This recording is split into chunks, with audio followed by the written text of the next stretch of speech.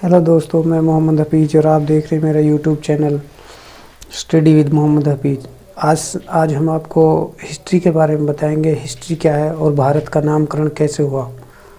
चलिए चलते हैं सीधे टॉपिक की ओर। ये देखना है हमको कि हिस्ट्री होती क्या है। हिस्ट्री क्या है? अंग्रेजी शब्द हिस्ट्री ग्रीक शब्द हिस्टोरिया यानी जिसका मतलब अनुसंधान होता है से लिया गया है। सर्वप्रथम अथर्ववेद, किसमें? अथर्ववेद।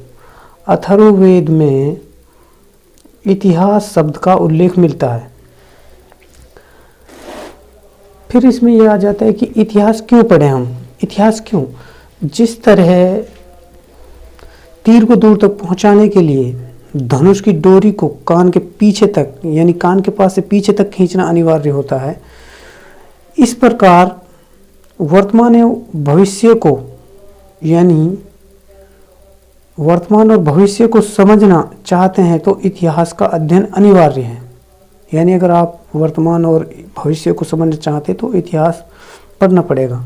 इसके बारे में कौटिल्य, जो इतिहास पढ़ता है बच्चा, उस किसको पता नहीं है कि कौटिल्य कौन था? चंद्रगुप्त मौर्य का मंत्री था ये। कौटिल्य क्या कहते हैं कि राजा को प्रतिदिन कुछ समय इतिहास सुनने में लगाना चाहिए, क्योंकि कौटिल्य को पता था कि इतिहास का महत्व क्या है। इतिहास एक बहुत ही महत्वपूर्ण सब्जेक्ट है। बाकी आज के दौर में लोग बाग इसको इतना महत्व नहीं देते, बाकी जो इसको महत्व देते हैं, जिनको पता है वो महत्व भी देते हैं। बहुत ही महत्वपूर्ण सब्जेक्ट है। E.H. कार एक अंग्रेज राइटर है। इसने क्या कहा है? इतिहास अतीत और वर्तमान के बीच का अनवरत संवाद है। क्या है? अनवरत संवाद। इसी तरह ब्यूरी ने कहा है कि इतिहास विज्ञान है, न कम न ज़्यादा। इतिहास जो है वह विज्ञान है, यानी इसको साइंस के बराबर माना, न तो कम माना है और न ही ज़्यादा माना है। अब दोस्तों हम बताते हैं कि भारत का नामकरण किस तरह हुआ। देखिए, भारत का नामकरण क्या हुआ? जो भारत उपमहाद्वीप है ये दो तरह का है, यानी ये त्रिकोण है या ये धनुष आकृति का है। या तो ये त्रिकोण है, त्रिकोण और धनुष आकृति का है। भारतीय उपमहाद्वीप को भारतवर्ष भी कहा है, जम्बूद्वीप भी कहा है, इंडिया, हिंदुस्तान और इंतु भी कहा है। जो विदेशी थे वो सर्वप्रथम सिंधु तटवासियों के संपर्क में आए, इसलिए उन्होंने पूरे देश को ही सिंधु या इंडस नाम से पुकारा। भारतवर्ष यानी भरतों का देश। क्या? भरतों का देश। भारत एक प्राचीन राजवंश था। क्या था? प्राचीन राजवंश था। और जिसका राज्य कहाँ था? राज्य सरस्वती व यमुना के बीच के प्रदेशों में था। यानी जो सरस्वती नदी और यमुना नदी थी उनके बीच के जो प्रदेश थे वहाँ पर उसका क्या था? साम्राज्य था, यानी राज था। फिर जो जैनी हैं यानी जैन धर्म से जुड़े हुए लोग हैं वो क्या कहते हैं कि जो ऋषभदेव थे हमारे पहले तीर्थकर, उसके पुत्र का नाम भरत था और उसी के नाम पर हमारे देश का नाम भारत पड़ा। और उसको भारत के पहले चक्रवर्ती सम्राट मानते थे। क्या मानते थे? भारत का पहला चक्रवर्ती सम्राट। अब अगर यूनानियों की बात करें हम, तो यूनानियों ने हमारे देश को क्या कहा? इंडिया कहा। यानी 5वीं-6वीं शताब्दी BC में हेरोडोटस, जो हिस्ट्री के पिता भी कहा जाता है, जिसको हिस्ट्री का पिता कहा जाता है, ने सिंधु तथा उसके डेल्टा के लिए इंडिया शब्द का इस्तेमाल किया 5वीं-6वीं शताब्दी में। इसके बाद दोस्तों मैगस्थनीज ने इंडिया शब्द का इस्तेमाल किया। बाकी जो हेरोडोटस था उसका जो इंडिया था वो सिंधु तथा उसके डेल्टा प्रदेश थे, जबकि मैगस्थनीज का जो इंडिया था वो संपूर्ण भारतीय उपमहाद्वीप के लिए प्रयोग किया था। अब हम देखते हैं कि पुराण व अशोक अभिलेखों में क्या भारत के नाम दिए गए हैं, क्या कहा गया, उसको पढ़ते हैं। पुराण क्या कहते हैं कि पृथ्वी पर 7 द्वीप हैं और 7 द्वीपों में एक जम्बू द्वीप भी था, जिसके कारण भारत को जम्बू द्वीप कहा गया। अशोक का अभिलेखों में जम्बू द्वीप का जिक्र है। क्यों? क्योंकि ये जो जम्बू द्वीप था जम्बू वृक्षों के कारण पड़ा, यानी जम्बू के जो वृक्ष होते हैं वो बहुत ज़्यादा थे, इसलिए इसका नाम जम्बू द्वीप पड़ा। अशोक के अभिलेख हैं जो वो जम्बू द्वीप के लिए अलग डेफिनेशन दे रहे हैं, जबकि पुराने वो इसके लिए अलग डेफिनेशन दे रहे हैं। यानी पुराणों में बताया गया कि पृथ्वी पर 7 महाद्वीप थे, उसमें एक जम्बू द्वीप भी था, जबकि अशोक के अभिलेख बता रहे कि जम्बू द्वीप तो इसका नाम इसलिए पड़ा क्योंकि यहाँ पर जम्बू के वृक्ष बहुत ज़्यादा थे। और आगे हम चलते हैं, चीनियों ने क्या कहा? चीनियों ने ही यिंतु कहा। क्या कहा चीनियों ने? यिंतु। चांकिये ने सेंधु कहा है। जो सेंधु था ये सिंधु नदी का रूपांतर था, ठीक है। हैनसांग ने, जो हैनसांग था, उसने हमारे देश के लिए क्या शब्द इस्तेमाल किया? यिंतु। यिंतु देख रहे हैं आप कितने कितने नाम आ गए। चीनियों ने यिंतु भी कहा है इसको। अगर मैं बात करूं खारवेल के हाथी गुफा अभिलेख की, तो सर्वप्रथम प्राकृत भाषा में इस अभिलेख के अंदर भारतवर्ष लिखा हुआ मिला है। और जो इसके वासी हैं उसको, ये भारतवर्ष का मतलब होता है यानी भारत, भारतवर्ष। मनुष्य मृत्यु और भगवत पुराण में क्या कहा है? मनुष्य मृत्यु और भगवत पुराण में हमारे देश को देव निर्मित देश कहा है। सोमदेव सूरी के नित्य वाक्य अमृत में सर्वप्रथम भारतवासियों के लिए भारतीय शब्द का इस्तेमाल किया है। कहाँ हुआ है? सोमदेव सूरी के नित्य वाक्य अमृत में। ये बहुत ही इंपॉर्टेंट फैक्ट हैं, अगर आप इनको ध्यान से पढ़ेंगे तो ऐसा हो नहीं सकता कि किसी बोर्ड के एग्जाम में ये आपके काम ना आए। इस तरह पन्निका अष्टाध्यायी है, जो पन्निका अष्टाध्यायी, उसमें सबसे पहले एक प्रदेश के रूप में इसका वर्णन किया गया है, अपने देश का। किसका? भारत का। हिंदुस्तान सर्वप्रथम 262 में ईरान के ईरानी शासक था, एक शाहपुर प्रथम, यानी ईरानी शासक था शाहपुर प्रथम, और उसका अभिलेख है नक्शे रुस्तम अभिलेख। क्या है? नक्शे रुस्तम अभिलेख। क्या है? नक्शे रुस्तम अभिलेख। उसमें हिंदुस्तान के लिए, हमारे देश के लिए हिंदुस्तान शब्द का इस्तेमाल हुआ है। और सबसे बड़ी बात यह है कि जो नक्शे रुस्तम अभिलेख है ये 3 भाषाओं में लिखा हुआ है, ईरानी, पहलवी, ग्रीक या यूनानी, 3 भाषाओं में लिखा हुआ है।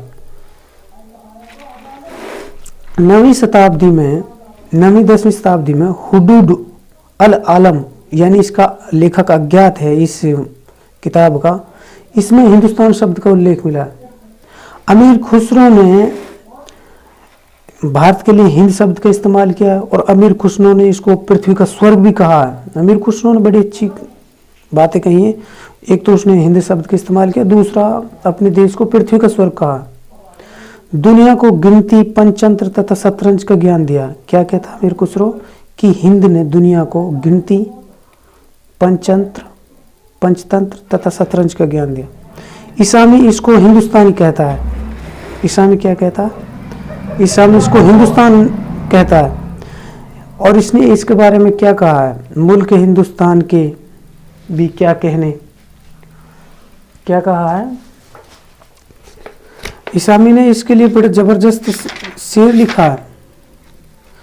मुल्क हिंदुस्तान की खुशहाली के भी क्या कहने, खुद फिरदौस भी इस बगिया से रस करे हैं। इसका इलाका धरती के माथे का गहना, जैसे सुंदर दुल्हन के मुखड़े का तिल हो। समझे? ये कहा है। आगे चलते हैं हम, आगे हम बताते हैं आपको आर्यों के बारे में। आर्य तब भारत में आए तो उन्होंने सप्त सिंधु प्रदेश कहा। सप्त सिंधु इसको क्यों कहा? क्योंकि यहाँ पर जो सरस्वती, शतुत्री, विपाशा, परुष्णी, अस्कनी, विवितस्ता और सिंधु, ये 7 नदियाँ थी और इससे जो क्षेत्र सिंचित होता था उसको सब सिंधु प्रदेश कहा जाता था। और ये नहीं है, ये इंडिया के अंदर है, ये पंजाब, सिंधु, अफगानिस्तान भी शामिल है, यानी इसमें कुछ भारत का हिस्सा, कुछ पाकिस्तान का और कुछ अफगानिस्तान का हिस्सा शामिल है। आर्यों का पहला निवास स्थान ऋग्वेद की रचना, यानी जो ये क्षेत्र था, ये आर्यों का पहला निवास स्थान था और यहीं पर ऋग्वेद की रचना हुई। सर्वप्रथम ऐतरेय ब्राह्मण में, ऐतरेय ब्राह्मण में भारत को 5 भागों में बांटा है।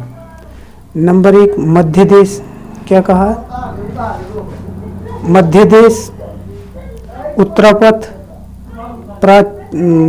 प्रतीच्य या अपरांत, प्राच्य या दक्षिण पथ। मध्य देश है जो ये यमुना से ब्रह्मपुत्र नदी तक, जबकि उत्तर पथ उत्तर पश्चिम भारत को कहा गया है, जबकि अपरांत पश्चिमी भारत को, प्राच्य पूर्वी भारत को, दक्षिण पथ दक्षिण भारत को कहा गया है। अब आगे पढ़ते हैं हम द्रविड़ देश के बारे में। हमारे देश को द्रविड़ देश भी कहा गया।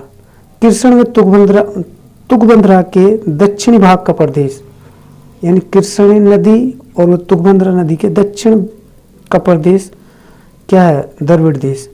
पेरिप्लस में, जो पेरिप्लस एरेथियन सी है, उसमें दमेरिका या दमिलकम भी इस इलाके को कहा गया है, यानी लगभग तमिलनाडु को। मनुस्मृति में क्या कहा गया? मनुस्मृति में जो गंगा यमुना का दोआब है उसको बहरी देश कहा गया, जबकि सरस्वती और दस्ती नदी के बीच का क्षेत्र उसको ब्राह्य वर्त कहा गया। क्या? बाह्य वर्त। विष्णु पुराण के बारे में बताएं। समुद्र के उत्तर व हिमालय के दक्षिण में कल्पित वह भारत देश है। यानी विष्णु पुराण क्या कह रहा है कि जो समुद्र है, समुद्र के उत्तर में, और जो दक्षिण है, दक्षिण जो हिमालय समुद्र के उत्तर में वह हिमालय के दक्षिण में जो कल्पित देश है वह भारत देश है, जबकि हिमालय और विंध्याचल के बीच का क्षेत्र मध्य देश कहलाता है। यानी हिमालय और विंध्याचल के बीच का क्षेत्र क्या है? मध्य देश। आर्य पूर्व की ओर गए तो आर्यवर्त कहलाया। जब आर्य लोग पूर्व की ओर गए तो ये क्या कहलाया? आर्यवर्त कहलाया। मनुस्मृति क्या कहती है कि पूर्वी समुद्र और पश्चिमी समुद्र, हिमालय व विंध्याचल का पूरा उत्तर भारत आर्यवर्त कहलाया। यानी जो पूर्वी समुद्र है और पश्चिमी समुद्र है उसके बीच का, हिमालय और विंध्याचल के बीच का लगभग पूरा उत्तर भारत क्या कहलाया? आर्यवर्त कहलाया। यानी आर्यवर्त कहा है किसमें? मनुस्मृति में। राजशेखर ने क्या कहा? नर्मदा नदी उत्तर और दक्षिण बीच की सीमा है। जो नर्मदा नदी है उसको राजशेखर ने क्या कहा? उत्तर और दक्षिण के बीच की सीमा कहा है।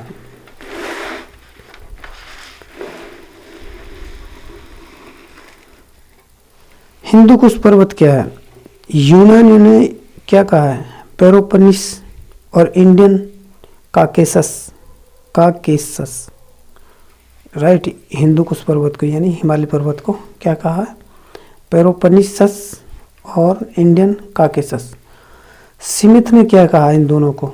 स्मिथ ने यानी लगभग हिंदुकुश को क्या माना है? वैज्ञानिक सीमा माना है। क्या? वैज्ञानिक। हिमालय के उत्तर पश्चिम भाग सुलेमान और हिंदुकुश कहलाते हैं, जबकि चीनियों ने हिमालय को शुंग लिन कहा है, जबकि कालिदास ने क्या कहा है? कालिदास ने हिमालय को देवतात्मा व पर्वतों का राजा कहा है। किसने? कालिदास ने। किसको? हिमालय को। ये मोस्ट इम्पॉर्टेंट फैक्चुअल चीज़ें हैं और आपको इनको पढ़ना ही चाहिए और बहुत ज़्यादा ध्यान देना चाहिए। अगर बात करें हम बृहत्तर भारत की यानी ग्रेटर इंडिया की बात करें तो सर्वप्रथम मत्स्य पुराण में इस चीज़ का जिक्र होता है, ग्रेटर इंडिया का। राइट। भारत के साथ पूर्व व दक्षिण के 8 द्वीप शामिल हैं। किसमें? ग्रेटर इंडिया में। ये कौन बता रहा है? ये मत्स्य पुराण बता रहा है। कौन? मत्स्य पुराण। अब ये 8 द्वीप कौन से थे इनके बारे में मैं आपको बता दूं। श्रीलंका, कंबोडिया, सुमात्रा, जावा, चंपा, ये थे। समुद्र पार का प्रदेश, जो समुद्र पार का प्रदेश था भारत का, उसको द्वीपांतर कहा गया है। क्या कहा गया है? द्वीपांतर। तो मेरे दोस्तों, मैं आपके लिए इतनी मेहनत करता हूँ और ये तब जाकर ये वीडियो तैयार होती है। अगर आपको वीडियो समझ में आई हो, अगर पसंद आई हो तो इसको लाइक करें, शेयर करें, सब्सक्राइब करें। अगर आप मेरे चैनल को सब्सक्राइब करते हैं, लाइक करते हैं तो इससे मेरा हौसला बढ़ता है। तो मैं आपके लिए और अच्छी वीडियो लेकर हाजिर होता रहूँगा। धन्यवाद।